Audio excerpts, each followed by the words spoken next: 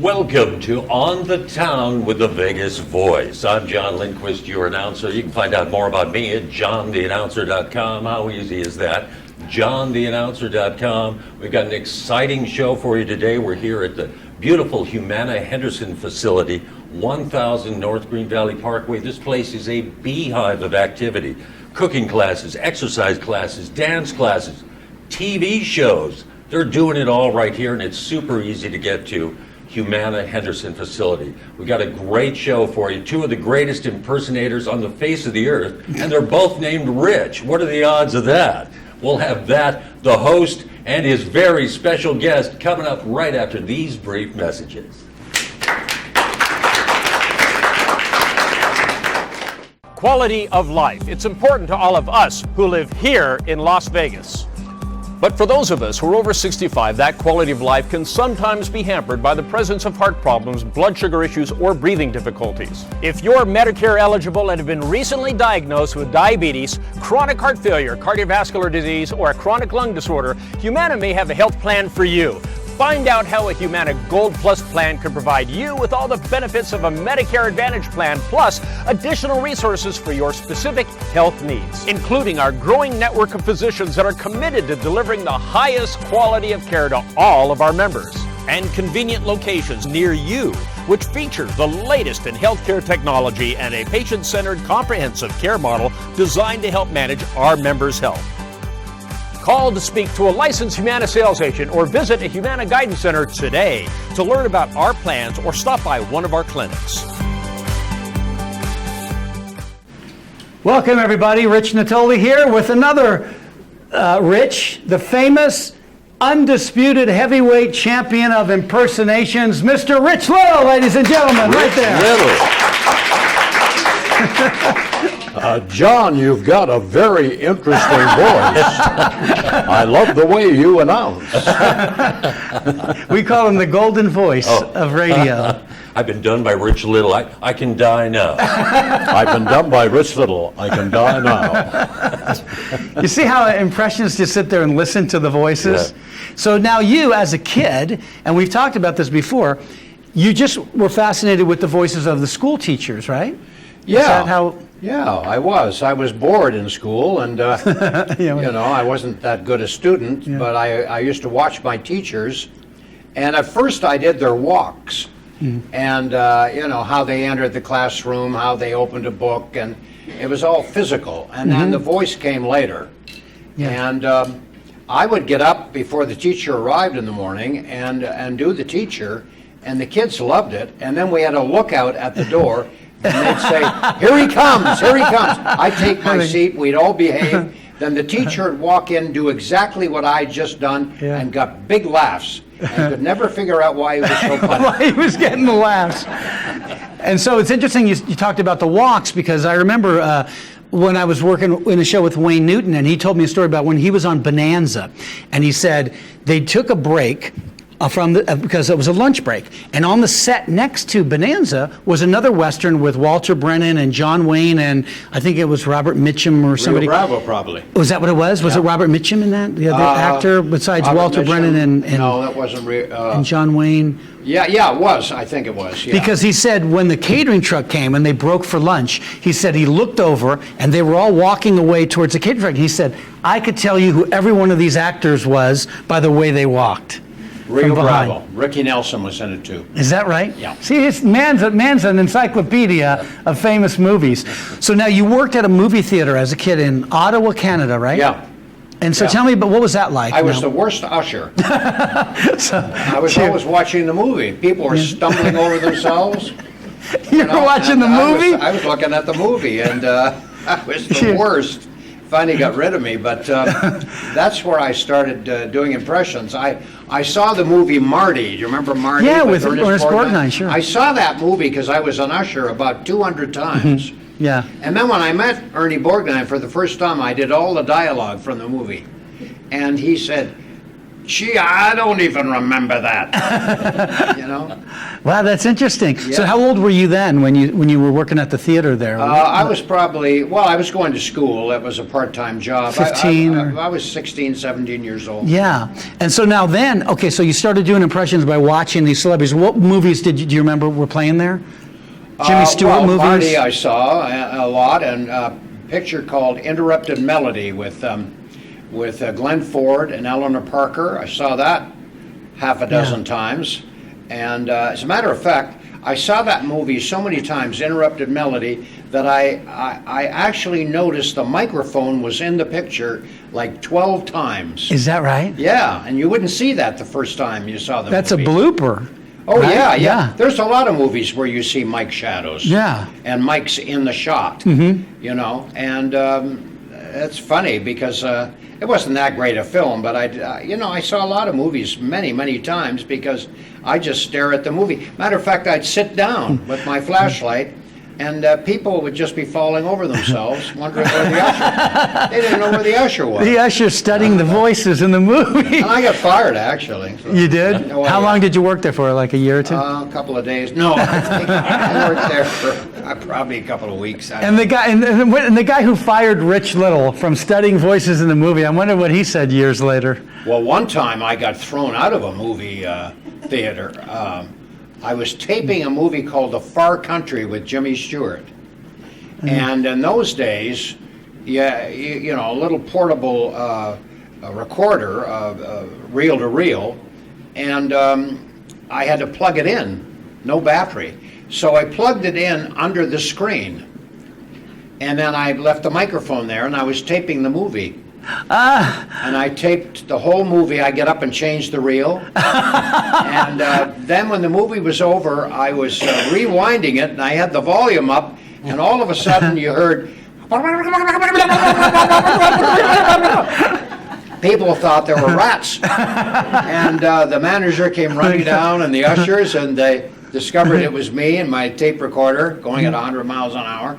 And they picked me up, and they threw me out on the sidewalk and threw my tape recorder after me. And it bounced on the road. So now when you... And then I told Jimmy about this years later. What did he say? He said, Rich, you should have contacted me. I would have given you a print of the movie. You know, and I said, well, Jim, I didn't know you then, you know. But he thought that was quite funny. What was next? So you knew all these stars because you're in such a golden era of show business. So you did everything. You did the Dean Martin roast. You did every TV variety show, even the Judy Garland show. Which that was the first show I did. And what were you, like 20 years old when you did that show? Yeah, I was in my early 20s. Mm-hmm. And I didn't know that much about Judy Garland. I'd seen her in, you know, her famous movie, Wizard of Oz. Right. But I didn't know that there was a lot of conflicts going on with her, and you know, trying to get her out of the dressing room, and the drinking, and the delays and everything. And I didn't know all this was going on. So actually, we didn't finish taping the show until 3 in the morning. Wow, wow. And then also, there were technical problems, but mostly it was Judy and just getting her to get out and come on the set, you know, was a big problem. Yeah. You know? And I want to mention... Peter Lawford was on the show too, and he was a train wreck too. He was? Yeah. A lot of train wrecks in show business, Well, folks. I can remember he did a number called "There's a Man Around the House," a simple song, and they shot it 23 times. Yeah. And he kept fluffing it over and over and over and over. And you're then, thinking, you know, what? With Peter Lawford and Judy Garland, the show didn't end till 3 in the morning. Wow. And I was just standing around going, believing it was technical problems. Yeah. And you've done all these shows, Hollywood Squares with Paul Lynde. Oh yeah, Paul Lynde. You know, Paul hated my impression. Oh God. Every time I would do Paul Lynde, he would look right at the camera and go, Who's he doing? Who's that? Oh, that's disgusting. Get a day job. That's pathetic. Did he not know he sounded that way? Well, he just didn't like my impression. Maybe I exaggerated him too much and, made him a little too gay. I don't know, but I think that sounded just like him. he just hated it. I thought he was going to strangle me a couple of times. Yeah. Really. Well, he was another one, kind of a train wreck, right? Oh, he was a train wreck too. Yeah. Yeah, he was a drinker. I mean, I can remember him on Hollywood Squares after the dinner break. We'd do 3 shows, dinner break, then 2 more shows. After the dinner break, Paul was wasted. They had to strap him into a square. Is that right? Yeah. So what do you remember, what were some of the funniest things that he came back with? Do you know some of those? Well, there were so many. And Paul, can you get an elephant drunk? Oh, sure, but you'll never get it up to your apartment. I mean, he was quick with his answers, Yeah, and they didn't know those, right? The questions weren't pre-organized, right? I mean, it was pretty much impromptu? The answers were written for him. Oh, they were written? Oh, yeah, they were written for everybody. Ah. They wouldn't write answers for me, but they would tell me who the celebrity was. Okay. So you could kind of get in your head what you thought, if I didn't know the answer or couldn't think up anything funny, at least I had the impression going for me. Right. They'd say a question about Gary Cooper, or a question about Jackie Gleason, about Jack Benny. So I knew I had to do them when they asked me the question. Yeah. But Paul, he would ad lib, but Yeah. mostly they were written. But I remember seeing you a few times in the center square seat, right? Yeah, I did the center square a couple of Yeah. times. Well, where was Paul Lind at the time? He was just drunk somewhere? Probably stoned in the corner somewhere. Paul didn't like doing Hollywood Squares. He didn't? No, he hated it. Really? He wanted to be a leading actor. Get out! Really? He wanted to have his own television show, and he didn't want to be a second banana. He wanted to Really? be But he was known for Hollywood Squares. Of course. Yeah. and that's why he stayed so long. But he hated it. Yeah. So now, out of all the game shows you've done, would that be your favorite one? Was Hollywood Squares your favorite? Yeah, that's the one I did the most. Yeah, Did you do like the match? You never did match? I never did the match game. I thought I might embarrass myself. I don't know. Oh, you didn't? Oh, Not so, that clever. yeah. You gotta be Yeah. pretty smart to do that show. Yeah. No, I think you would have been great on there. Or Jeopardy. I would never do that. Oh, no, show. Jeopardy, no. Did you ever see Celebrity Jeopardy? You can see how dumb a lot of these celebrities really Celebrity are. Jeopardy I wouldn't be too bad at, but boy, I've watched Jeopardy. If I can get one question right, I'm doing well. Well, they could have done that, and you could have just answered in different voices the whole time, never been yourself. Yeah, I could have done that. Yeah. Well, I just never got around to that. We're talking to the world's greatest impressionist, the granddad, Not the father. Not the world's greatest. People in Borneo don't know who I am. Well, it's time they learned. This is Mr. Rich Little, who's playing at the Laugh Factory Room. Yes. Tell us about your show there. Yeah. That's at, it's time, the show time is what, 7? 7 o'clock. Mm-hmm. And you're there what night, what I'm days? off Mondays and Fridays, and Okay. I'll be on tonight, 7 o'clock. And I do an hour show, and it's really about me. It's kind of a history of my career in sort of an hour, and I show a lot of film clips. I'll do John Wayne, then I'll show me with John Wayne. I'll do George Burns, I show me with George Burns. It's a great show. I've seen And it then a a few lot of my times. art, too. I show a lot of my sketches because I'm an artist. Yes, and we're going to talk about your book and your art and all that stuff. We're going to take a quick commercial break. We'll be more back with Rich Little right after this.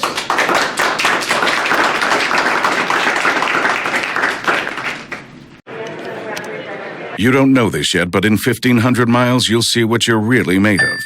After 5 hours of spinning and one unfortunate ride on the Gravitron, your grandkids spot a 6-foot banana that you need to win. In that moment, you'll be happy you partnered with the Humana care manager and got your health back on track, because that banana isn't coming home with you until that bell sings. Great things are ahead of you when your health is ready for them. At Humana, we can help you with a personalized plan for your health for years to come. Some relationships you stick with. Over time, they get even better. That's why more people stick with Humana Medicare Advantage. We work together with you to find the best plan, however your needs might change. Because great things are ahead of you when your health is ready for it. Humana Medicare Advantage, the plan people stick with. Hello, we are back talking to the legendary Rich Little, who plays at the Laugh Factory at the Tropicana in the upstairs room there at 7 p.m. nightly and dark. What days again? Dark Mondays and Fridays. Dark on Mondays and Fridays. Go see it. It's a great show. I've seen it a few times. It's a terrific show. You know, you do everybody in that show. You do. I do about 50 impressions. Yeah, and you know who I love that you do, and I've mentioned this to you before, but I love the Walter Matthau, Jack Lemmon impressions. Can you do a little of those too for us? Well, Jack Lemmon was always, one time I did the Jack Parr show. Mm-hmm. He did the Tonight Show years ago, one of the first shows I ever did. And I had Jack Parr sitting on my right, and I had Jack Lemmon on my left. I've got a copy of this, and it's like sitting between two machine guns. Yeah. Because Jack Parr said, Rich, I want to ask you about and Jack Lemmon is going, yeah, but Rich, you do me, and and it's just hysterical because you can hardly make out what they're saying. And then Walter Matthau came in. What did he say? All right, get these two out of here. They're driving me crazy. I love those voices. I love those voices. Now, there's a story that I want you to tell because when you were on the radio show a while back, you told us this story. When you were doing the Rich Little show, Bing Crosby was on the show. Yeah. So, and you were doing him in the sketch. Right. So what happened there? Tell us. Well, we were all imitating Bing, and Right. Bing was known for the this is Bing Crosby, and we were. Everybody was talking with those B sounds, that Bing was What's famous for breakfast? Yeah, that's right. I want some bacon and eggs for breakfast, and some brown beans, Blueberries. and some bagels and blueberries. And we were all talking like Bing. And Charlotte Ray played Bing's mother. She talked like that too. I came on doing Bing. I talked like that. Bing came on. As himself, he actually played my father. And then there was an English comic came on,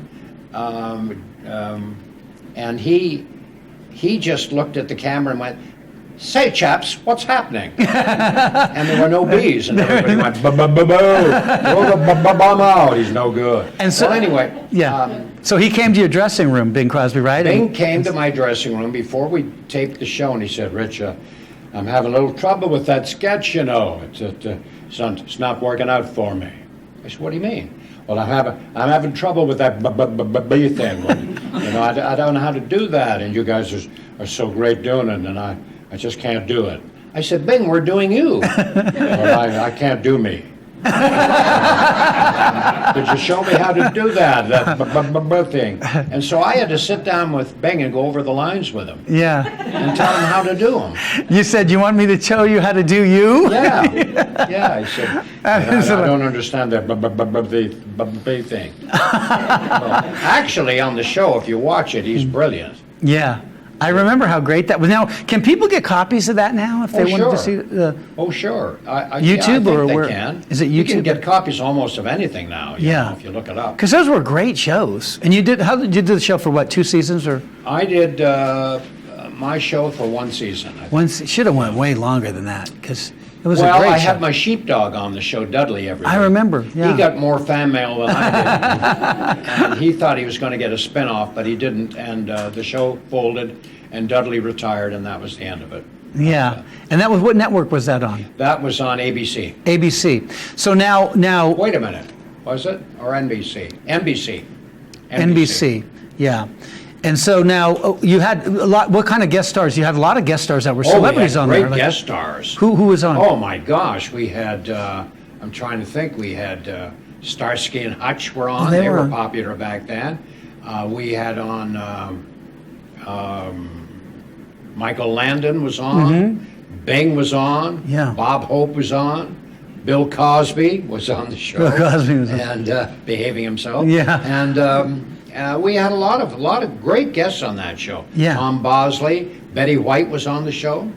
She's still doing shows, Betty White. Betty White, Wow. great. Now, when you do your impressions for the person, and when we talked about Paul Lynde, we talked about doing the teachers and all that.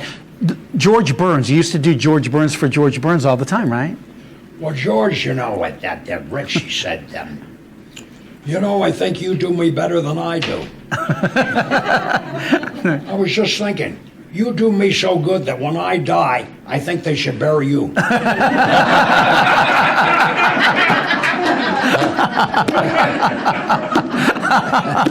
Luckily they didn't. But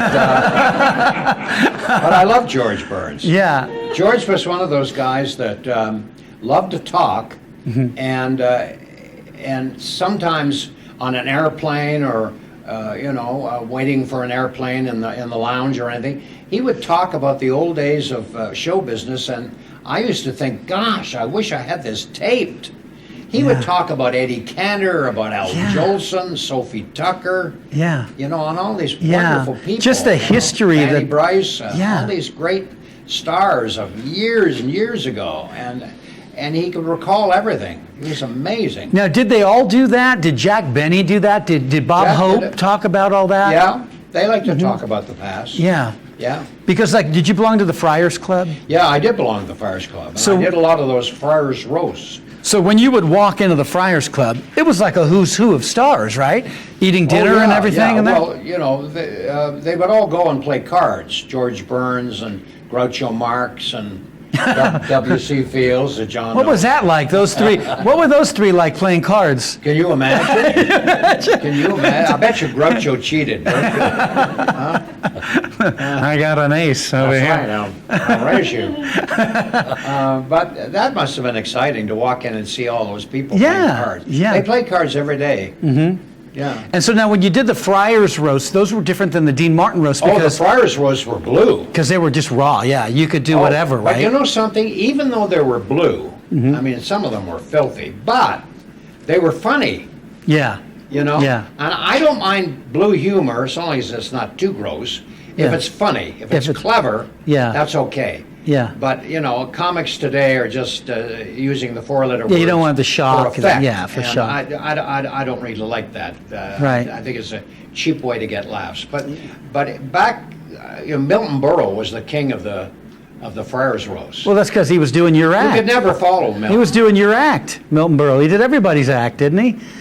I remember I followed him one time at the Comedy Store, and he said, I love the bits that you were doing about yada yada. And I said, well, you'll be doing them in Cleveland next week. And he goes, yes, I will. He said, so, yeah. Pat McCormick, you remember him? Yeah, he was sure. a great comedian and a great writer. He wrote a joke for me on one of the Friars roasts, and I still remember. I don't know whether I can tell it or not. Can I? Yeah, tell it, sure. How restricted are we here? Go ahead, go ahead. Well, he said Rich is a little kinky, and he said on weekends Rich will go up to Mount Charleston and take off all his clothes, put salt in his ass, and lie face down in deer crossings. And what show did he say that on? On one of the Friars On one of the roasts. Friars roasts. To be, actually. Yeah, But that's hysterical, isn't that's it? hilarious. See?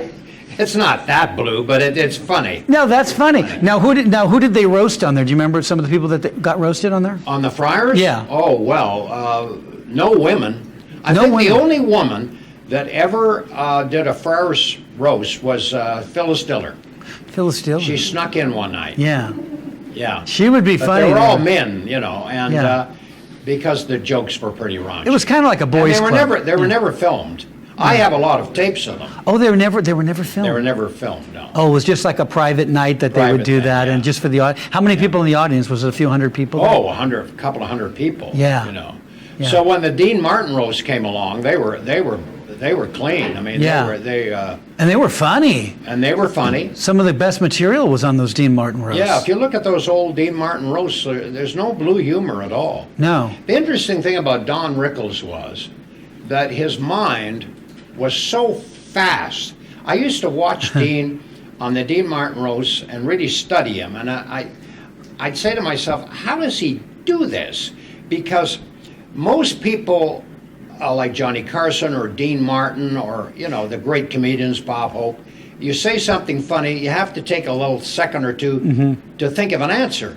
Don, boom, right out with the answer. And then while Don was talking, he was thinking of the next answer. His mind was going at 100 miles an hour. I've never seen anything like that in my life. Yeah, he was amazing. And Robin Williams was another one. Another one like that, His right. mind was going at 100 miles an hour. Right. I remember seeing Don Rickles one time at the Sahara years and years ago, and he was just, boom, rapid fire. Well, when Don put me down one night, I thought, I've arrived. I loved it. What did he say to you? He said, Rich, one of these days you're going to be out in the garden planting flowers, and the family's going to say, Uncle Rich, want to go for a drive in the country? Country my ass. You're going to the home. And when you get there, Rich, you'll never get out. They're going to tell the people in charge, take care of him. He doesn't know who he is. And if he did, he'd want to be somebody else. Rich, I say to you in all humility and from the bottom of my heart, you're a pain in the ass. Why don't you put your teeth in backwards and bite yourself to death? But that was Don. Yeah. He just never stopped. No, he never stopped. And so now you did a number of Tonight shows with Johnny Carson. Yeah. And what was that like? That was great. Great exposure. If you did the Ed Sullivan show and you went over, everybody the next day knew who you were because everybody watched Ed Sullivan. And the same with Johnny Carson too. Isn't it interesting? Back in those days, people would actually rush home from a restaurant to watch Johnny Carson. Yeah. They wouldn't do that today. No. But so if you did well on the Carson show or the Sullivan show, everybody knew who you were. It's amazing. So now when you did, Johnny was a little odd, right? Like he wouldn't socialize too much off camera, No, he never right? socialized. Yeah. So the first time you'd see him would be on the set? Right on the show. Right on the show. Never see him in his dressing room. Never speak to him after the show. He might wave at you. Yeah. Drove his own little car.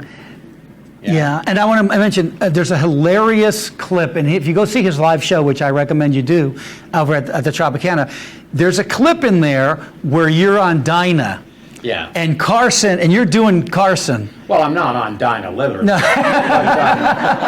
I'm on her show. You see, when I gave him free reign to say whatever you want, that's what happens. So when you're on the Dinah Shore show, and you're doing Carson, and then Carson walks out. And I didn't know that was going to happen. Yeah, and he walks right out, and he's there. And that was all set up. Yeah. And when I started to imitate Johnny Carson on the show, and started to do a joke as Johnny Carson, he walked out. He walked out. And Sammy was on the show. He went crazy. That's and great everybody clip. was laughing, and Johnny motioned to me to come over. I thought he was going to maybe punch me out. I don't know. But actually, the two of us ended up doing Johnny Carson together. Right. That was hilarious. Now, Dinah set that up? Dinah set that up. Yeah. And Sammy was on. And so now you used to do the Mike Douglas show, right? Yeah, out of Philly, yeah.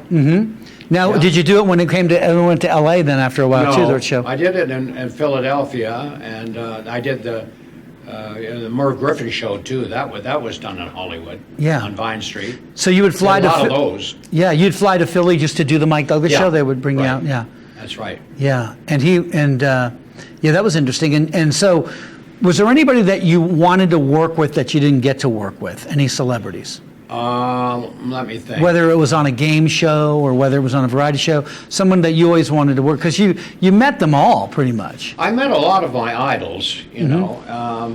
I'm trying to think of people that I'd love to have. There's a lot of people that I never met that I impersonated. John Wayne, you met John Wayne though, right? John Wayne, yeah. What did he say when you? He used to say, "Little, I'm losing my walk. Show me how I do it." This is true. This happened one time. Did he really? He was shooting something on Laugh-In. Yeah. And I was standing in the audience. Yeah. He said, "Show me how I do my walk. I'm losing."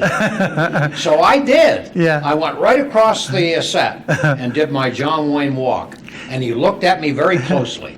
And when I finished, everyone applauded, and John Wayne said, Well, hell, that's how I walk. I've been doing it like Loretta Young for 50 years.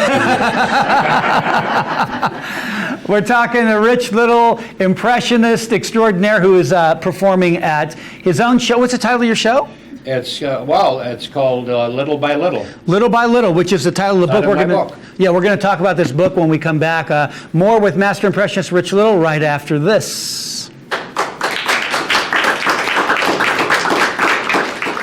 Quality of life. It's important to all of us who live here in Las Vegas. But for those of us who are over 65, that quality of life can sometimes be hampered by the presence of heart problems, blood sugar issues, or breathing difficulties. If you're Medicare eligible and have been recently diagnosed with diabetes, chronic heart failure, cardiovascular disease, or a chronic lung disorder, Humana may have a health plan for you. Find out how a Humana Gold Plus plan can provide you with all the benefits of a Medicare Advantage plan, plus additional resources for your specific health needs, including our growing network of physicians that are committed to delivering the highest quality of care to all of our members, and convenient locations near you, which feature the latest in healthcare technology and a patient-centered comprehensive care model designed to help manage our members' health. Call to speak to a licensed Humana sales agent or visit a Humana Guidance Center today to learn about our plans or stop by one of our clinics. Welcome back to On the Town with a Vegas Voice. We're here with the heavyweight champion of impersonators. His name is Rich Little. The book is Little by Little. People I have known and been. It's a fabulous book. The show is titled Little by Little at the Laugh Factory at the Tropicana. I encourage you to go see it. Now let's go back to Rich Natole talking to Rich Little. And this book is great because I've read this. Thank you, John. I couldn't have said it better myself. Is that not the golden voice of radio? No. Is that not the golden voice of radio, ladies and gentlemen? John Lindquist. We're so glad to have John on this show, you know, every time we do it. And you know, the book, it just pretty much talks about everybody and everything. Now, Ronald Reagan, did you ever all see when he did the inauguration of Ronald Reagan, he performed at that? Did any of you see that? Many, many years ago, he performed at the inauguration. It was a brilliant performance. 1981. And you were friends with Ronald Reagan, and he loved his impression of you. I spent a lot of time with him. He had a wonderful sense of humor. And what's written on the book is interesting because he sent this to me, and I put it on the back of the book. It says, I must start working on my Rich Little impression, just in case you ever become president. And he liked the impressions of him. Oh, he loved it. He liked it, yeah. He loved it. Yeah. You know, I remember when I didn't imitate him, when he first came on the scene, I was having a tough time getting his voice down. I ran into somebody on his staff at the airport, and they said to me, "Are you doing Reagan?" And I said, "Well, I'm working on it." "Well, start every sentence with, well, well." And I said, "You're right, he does do that." What he did, yeah. And that's it. That was the key to doing Reagan. Well, and look down. Right. Like this, go, well, and then look down. So when I first met him, I said, I do the, well, but I don't understand why you always look down and then raise your head and talk. What did he say?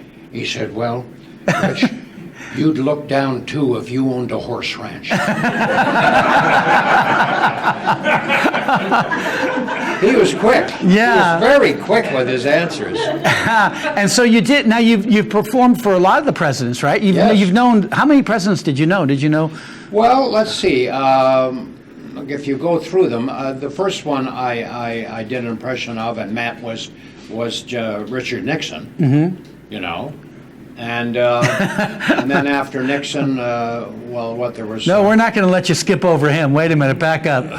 Back up, Richard Nixon. Well, Richard Nixon, I once did Nixon in front of him, very early in my career down in San Clemente, at some garden party he threw. Yeah. And I was invited. Yeah. I don't know why, but I was thrilled. Right. And when I got there, my act was there. I'd never met my act before. John Wayne was there, Jimmy Stewart was there, you know, George Burns, Glenn Ford, Glenn Campbell, everybody there. Yeah. And it's interesting, everybody in those days was conservative, not like today. They were all conservatives. And I did Nixon in front of them. What'd you do? Debbie Reynolds dragged me around the swimming pool, threw me at Nixon and said, Mr. President, Rich is going to do you. Nixon, what? And I started to do my Nixon in front of him. I don't know what the heck I was saying. I was so nervous. But as I was talking, as Richard Nixon, I realized he didn't know who I was doing. And then right in the middle of my speech, he turned to his wife Pat and said, "Why is this young man speaking in this strange voice?" And she said, "He's doing you." And he went, "He is? Oh, okay. Carry on. Carry on." And then when I finished, he said, "That was great, but I didn't hear it. I don't know who the hell you're doing." So Glenn Ford said to me, "Rich, I hope your car is parked out front facing Canada so you can get back." Now, maybe it's because Richard Nixon never watched himself on TV, right? I read that. Really? Where he said we did not like to watch himself on television or tapes of himself. Which is kind of strange with the tape thing. But he never watched himself, right? He never watched himself on TV. I did not know. Yeah, so I bet that's why. As Johnny Carson would say, I did not know that. And so now, who else I like that you do is a former president that talks like this. That's not bad. What? No. These are dueling Bill Clinton impressions right That's now. right. Boy, I'm still really pissed off that Hillary didn't become president. Would have been great, wouldn't it, to see a woman back in the Oval Office?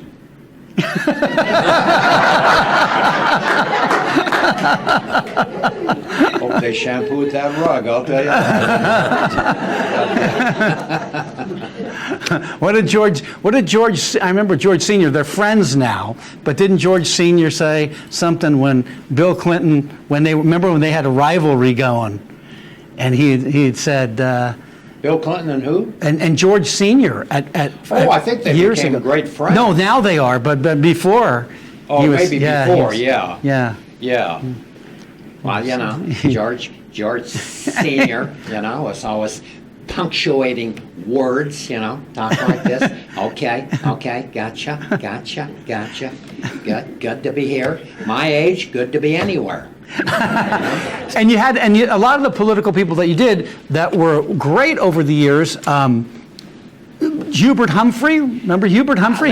Hubert Humphrey had that little voice, so he talked like this. Yes. I'm as pleased as punch to be here tonight. I loved Hubert Humphrey. You know, Hubert Humphrey used to come and see me at the Sands Hotel. Is that right? And I remember the first time he came to see me, I was thrilled because I was a big fan of his. And he came back after the show and he said, "Rich, I think you knew I was out there and you changed your act. You went easy on me." I said, "No, I didn't. No, I didn't at all. I just did my act." "No, you softened it." I said, "No, I didn't, honest." So then guess what? About a week later, the maitre d' phones me and said, "He's back again when he's wearing a disguise." Hubert Humphrey came back to see me with a mustache, Is that right? a floppy hat, and a raincoat on. Oh, how funny. And the maitre d' said, "He's not fooling anybody, he's back here." And so I, of course, changed the jokes. Yeah. And he still wasn't convinced. Came back a third time with another disguise on. Is that right? Yeah. Oh, how funny is that? Now, back then when you would do your show, you never showed partisanship, right? You were partisan in your comedy, right? Because Hubert Humphrey was Democrat, right? Yeah. So right, I think he was a Democrat, right? Hubert Humphrey, right? Was he a Democrat? Yeah, I think he was. Yeah. He was a Republican, wasn't he? Was he? No, Democrat. Wasn't he under Lyndon Johnson? Yeah. Yeah, Democrat. Yeah, Democrat. So when Democrat. you always evened it out. I remember. Well, I tried to. I was more interested in the impression than their politics. I've always been that way. Yeah. I'm more interested in the person than what they really stand for, you know? Yeah. Well, I remember when I was a ticket taker at a live theater in Northern California called the Circle Star Theater. That's right. When I was a kid, and Rich Little was playing there, and I was like you. I got to watch all the shows of all the live acts, and Barbara Eden, I Dream of Jeannie, was opening for you. That's right. And so then there was a story that went with that because you stayed in, I forgot what hotel you were staying in, but there was a fire alarm. That's right. Right? That's right. You remember that? I know everything. That's right. There was a fire at 3 in the morning. And what happened? And Barbara Eden stayed in her room. She didn't have her makeup on. And I said, "You are going to be burned up because you haven't got your makeup on?" So she said, "I'll put it on quickly. Tell me where the fire is." It's still 2 floors up. Keep brushing. So anyway, she finally came out. Yeah. And she looked gorgeous in her pajamas. Actually, it was quite a treat. Yeah. Beautiful girl. Yeah. But isn't that funny? I'm not coming out till I put my makeup on. It's funny because I said to Marty Allen on an interview that I did with him a while back, I said, you did a lot of the TV shows, and I said you were friends with, he was friends with Sidney Sheldon, who was the producer of I Dream of Jeannie. With Barbara Eden, and I said, and you did an episode of I Dream of Jeannie. Out of all the shows you did, I said you did an episode of I Dream of Jeannie. That was one of my favorite shows. And Marty Allen said, I don't remember that one. And I said, you don't remember Barbara Eden standing in front of you in a genie costume? How could you forget that? And he goes, I don't remember that one. I don't remember that one. His memory is gone. Yeah, that's what I thought. Yeah. And so now I'm going to take one more break, and then I want to come back with the remaining minutes because I want to talk about Hawaii FiveO and a brilliant acting performance that you did. More with Rich Little, master impressionist, performing in his own show, which is a great nostalgia show, right? Over at the Laugh Factory at the Tropicana, and that's nightly at 7 p.m., dark on Mondays and Fridays. We'll be right back with more Rich Little. It's funny you remember. You don't know this yet, but in 1,500 miles, you'll see what you're really made of. After 5 hours of spinning and one unfortunate ride on the Gravitron, your grandkids spot a 6-foot banana that you need to win. In that moment, you'll be happy you partnered with the Humana care manager and got your health back on track, because that banana isn't coming home with you until that bell sings. Great things are ahead of you when your health is ready for them. At Humana, we can help you with a personalized plan for your health for years to come. Some relationships you stick with. Over time, they get even better. That's why more people stick with Humana Medicare Advantage. We work together with you to find the best plan, however your needs might change. Because great things are ahead of you when your health is ready for them. Humana Medicare Advantage, the plan people stick with. Welcome back to On the Town with the Vegas Voice. Here again, your host, Rich Natole. Hello. Well, we got the remaining few minutes with Rich Little, and everybody knows Mr. Little as a master impressionist, but what they don't know, and if you Google this or you go onto YouTube, you can watch this episode that he did years ago on Hawaii FiveO as an actor. And he played a crazed killer who was obsessed with James Cagney in this episode. Did any of you see that? It was a brilliant performance, and you were so good in that. And I don't think you got the accolades as an actor that you deserved, because it was a great performance. Well, I did a couple of dramatic things. I did a policewoman once with Angie Dickinson. That's a little more information than we want to know. I played on Policewoman, if you look it up, I'm sure you can find it, a murder psychopathic rapist. Is that right? On Policewoman? On Policewoman. So, yep. It wasn't too much of a stretch then, pushing the murder on Hawaii FiveO. I remember doing the show, it aired, and my mother phoned me up and she said, I didn't watch it. I said, why not, Mom? My son is not a murder rapist. I said, it's just a part, Mom. I'm just playing a part. I don't care. And I didn't like the shoes. My mother would always do that. When I would go on the Sullivan Show, I would phone her up. Well, what did you think?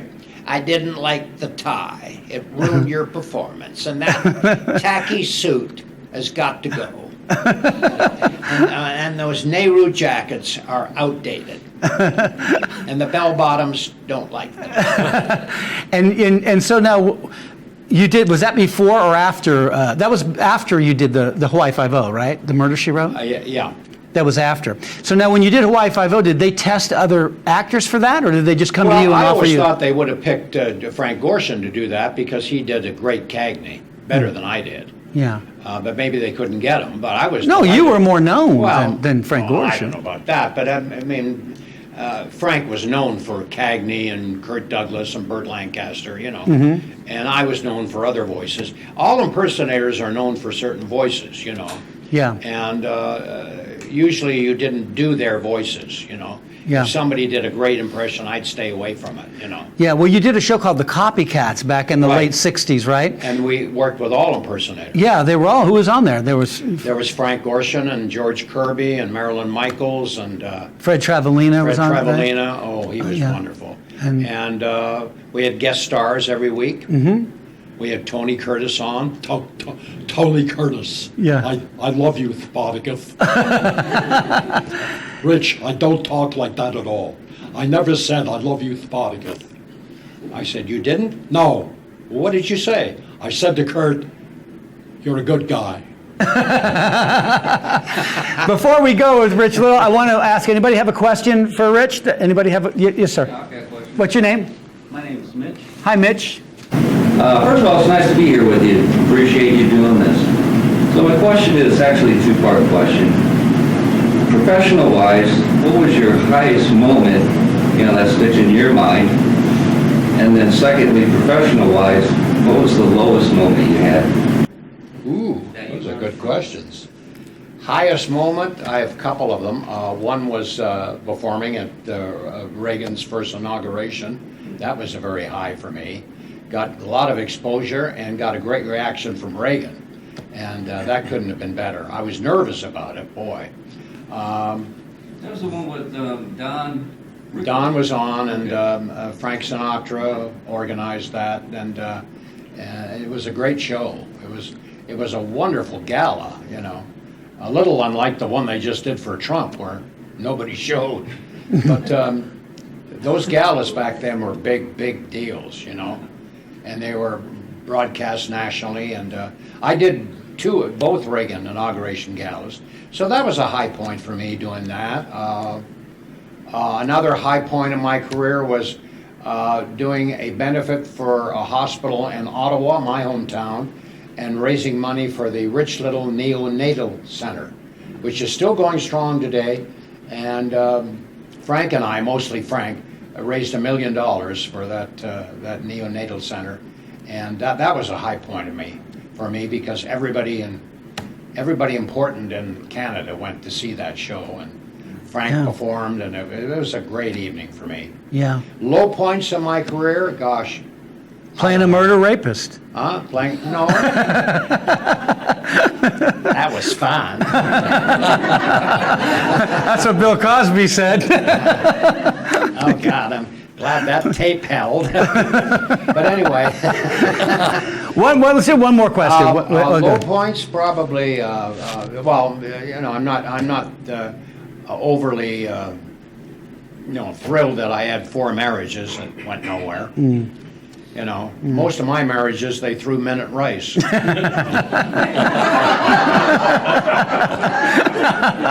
Wait, one more question. We have one 4 more. times. I think I was doing Johnny Carson too much. He was married 4 times too. 4 Yes. times. And do you do Trump? I do Trump. We are going to build a wall, a great wall, a wall. And Walmart is going to pay for the wall, or Walgreens or Mark Wahlberg are going to pay for a great wall, a wall. They're going to pay for a wall. Well, thank you so much for being here, Mr. Little. Appreciate it. Rich Little, everybody. Thank you, John. Thank you, everybody. Again, the book is Little by Little. They can get this on Amazon, right, Rich? That's right, Amazon.com. Amazon.com for that. for the book there, and go check out his show at the Tropicana Laugh Factory Room nightly at 7 p.m. All right, see you back here again next time. Goodbye.